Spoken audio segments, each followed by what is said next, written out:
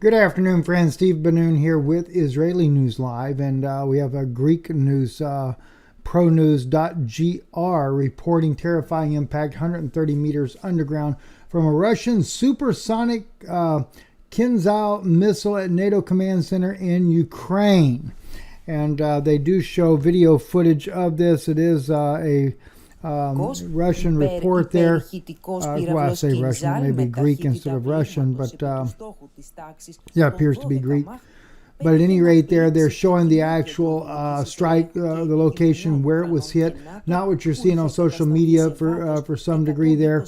It was a supersonic missile traveling over 12,000 miles an hour. When it struck the base there going underground. Russia said they've pulled out about 40 people out of the debris thus far.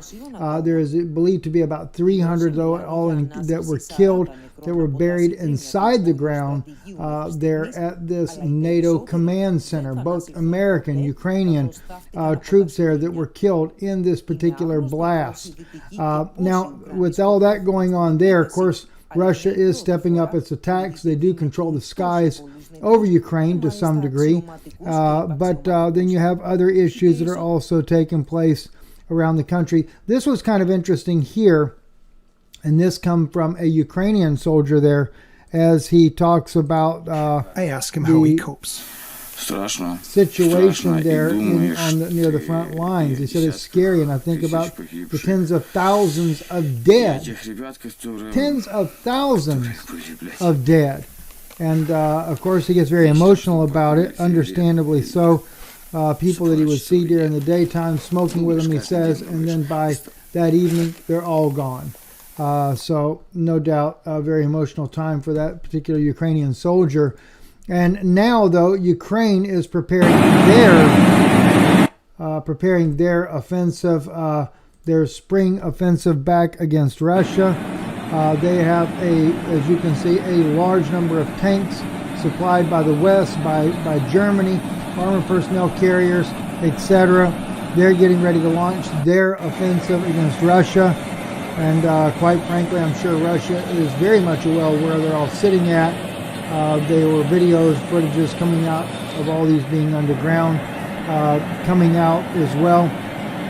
So as they're preparing the offensive there against Russia, I am sure Russia is prepared to strike back. And so will it just end up being another major bloodbath? Will it just be that Ukrainians end up suffering massive casualties as a result? Only time will tell as far as that goes. Also, too, today, President Trump was officially indicted, and that has brought outrage even from unexpected sources, such in the case here of the former Vice President of the United States. Listening to what he had to say here, Mike Pence to Wolf Blitzer on CNN. As you well know, as all of our viewers know by now, voting to indict the former President of the United States, Donald Trump. He's now the first former president in American history to be criminally charged. It's a really significant development. I want to get your reaction to this unprecedented development. Well, I think the unprecedented indictment of a former president of the United States on a campaign finance issue is an outrage. And it appears to millions of Americans to be nothing more than a political prosecution that's driven by a prosecutor who literally ran for office on the pledge to indict the former president. But it was, of course, Wolf Blitzer does kind of fight back a little bit on that statement there, claiming that there were 24 grand jury members that indicted him. And of course, it goes back again to Mike Pence. He says you only need 12. He said, if you ever remember about law, it doesn't take even a very much of a burden of proof to be able to indict someone. And of course, out of 12 members, out of 24 member indictment jury, or grand jury, all you need is 12 for the indictment. So yeah, I do see where it's politically motivated, but at the same time, it's only going to cause Trump to raise in the polls. He is becoming a symbol to the world, to the American people. And Ron DeSantis also issuing a fire response to Trump's indictment, saying Florida will not assist in the extradition request It is un-American, as he states there. So there's a lot of support that is going on for the former president, and a lot of people condemning it. So I can only see that this is going to definitely play in his favor. I have a feeling that this was, of course, the indictment is certainly something going on the Democratic side, but I'm sure Trump will eat all of this up. It'll only give him a greater success in the polls. Also here, Comrade Colasso posted here this particular video, a very interesting video. This is a school. And Teachers carry guns just in case. Show me your weapons and tell me what they are. 45, sir.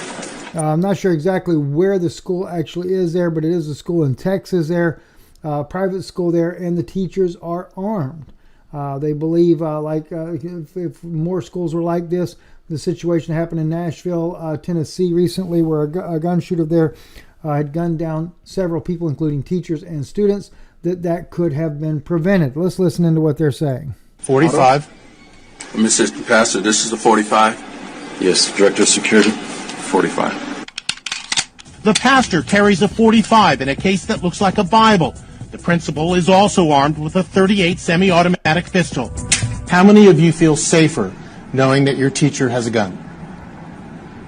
All of school in New Mexico, many of the teachers carry guns. I apologize. It's actually a school in New Mexico where this takes place at.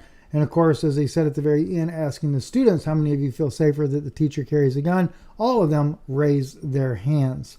So very interesting report there that Colasso brought out for us there. And this is a story that's kind of very dear, especially to my daughter's heart there. She's actually done a news piece on Ella's Animal News back when she was a little bit more active there. She's gotten away from that a little bit lately. But Lolita, the killer whale that went into captivity at about the age of 7 years old, was captured. It's been in prison in Miami Aquarium for the last 50 years. Well, that whale is finally going to go free. As long as everything still stays as planned, the whale will be trucked across country to Washington State and will be set free to go back into the Pacific Ocean. And I'm sure that'll be a difficult thing to do after 50 years in captivity.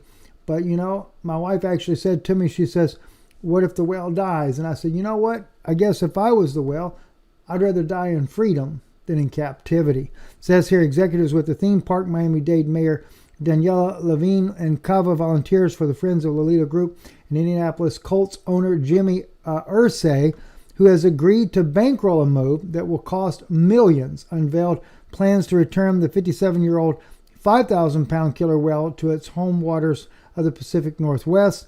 Levine Cava called the agreement historic and a great day for Miami, so many have hoped and prayed for this result for many, many years. And like I said, Ariella had also joined this fight here for the freeing of Lolita, had done a news piece about this, and so we are also delighted to hear that that's actually going to finally take place there. Anyway, as you guys know, we are actually down here in Florida, Northwest Florida right now. My father passed away while I was here on Friday. We will be burying him tomorrow. We do covet your prayers. This has been a very, very difficult time, not only with that, but also the investigation of my wife's father's death is another thing that we've been working on here as well while we're here. That is now going to be able to go public, and it will be going public very soon. At least one part of that will be. And I will also be bringing some of that out myself because of some of the accusations about these 7 laws there that the Orthodox community is trying to perpetrate all over the world, because it has a lot to do what has happened to the tragedy that's happened in our family. So we don't take we take very personal when those attacks come against us, because we know what it's cost us already to be able to deliver that message to you. And it has cost us dearly in this family. So we're going to finally get to be able to tell that story, but we're going to do it in a very, very logical way, very strong way, to where we can really lay that out for you so you know what went on.